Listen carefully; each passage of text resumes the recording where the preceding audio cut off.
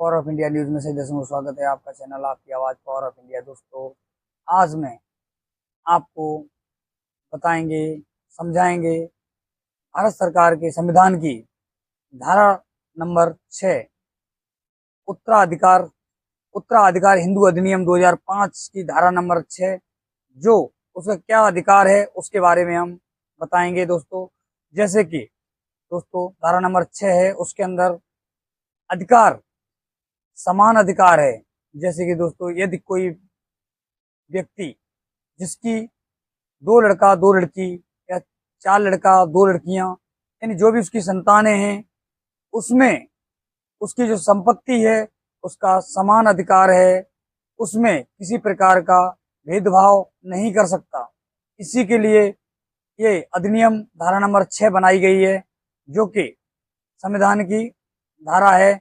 और इसमें स्पष्ट है कि यदि कोई पिता अपने संतान को, जो उसकी संतानें हैं, जैसे वो लड़का रहने दो या लड़की रहने दो, दो लड़के दो लड़कियां, किसी के 3 लड़के हैं 1 लड़की है, तो इसमें किसी प्रकार का वो भेदभाव नहीं कर सकता है और उसको समानता का अधिकार इस धारा नंबर 6 में दिया गया है। जैसे कि यदि किसी का पिता एक भाई को अधिकार दे रहा है और एक बेटे को अधिकार नहीं दे रहा है, उसके लिए धारा लागू होती है और इसमें समानता का अधिकार है, जिसमें पिता को दोनों बच्चों को समान अधिकार देने होंगे, चाहे वो उसका पुत्र हो या पुत्री हो। धारा नंबर 6 इसी चीज के लिए लागू हुई है।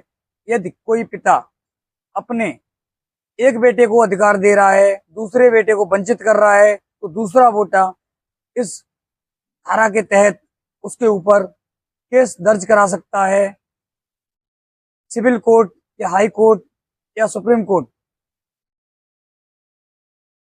किधर भी यह अधिनियम मान्य है। और इस अधिनियम के तहत यदि उसका पिता अपने अधिकार से उसको बच्चों को वंचित कर रहा है, उनके अधिकार छीन रहा है, तो कानूनन अपराध है। उस पे 420 के तहत कुछ सजा भी है और कुछ जुर्माना भी है।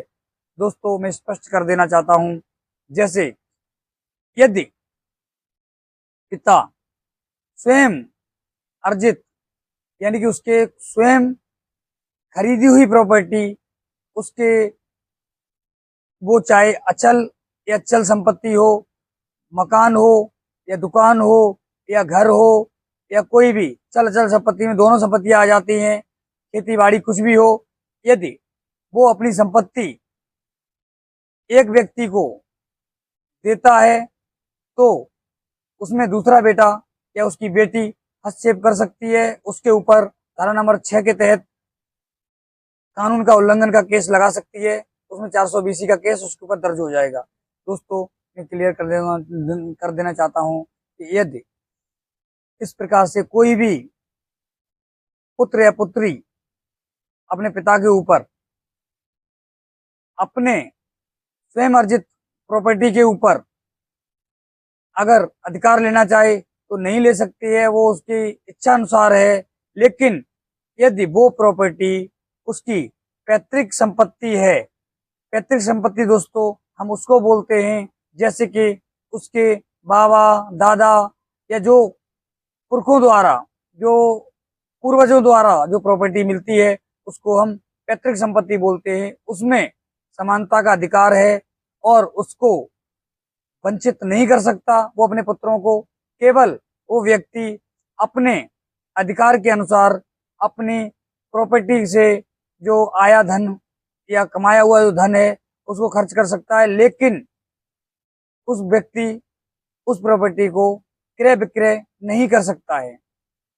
और दोस्तों, अगर वो व्यक्ति अपने स्वयं द्वारा खरीदी हुई प्रॉपर्टी है, उसको अपने अनुसार किसी भी पुत्र को या किसी भी पुत्री को या किसी अन्य व्यक्ति को दे सकता है, जिसमें उसके पुत्री या उसका पुत्र या उसका अन्य कोई भी, उसमें कोई भी आपत्ति नहीं कर सकता। लेकिन पैतृक संपत्ति में यदि वो हस्तक्षेप करता है तो उसके ऊपर ये धारा नंबर 6 लागू होती है। इसी के साथ दोस्तों, जल्द मिलेंगे अगले वीडियो में आपका दोस्त, आपका मित्र Vikram Mishra, power of India news.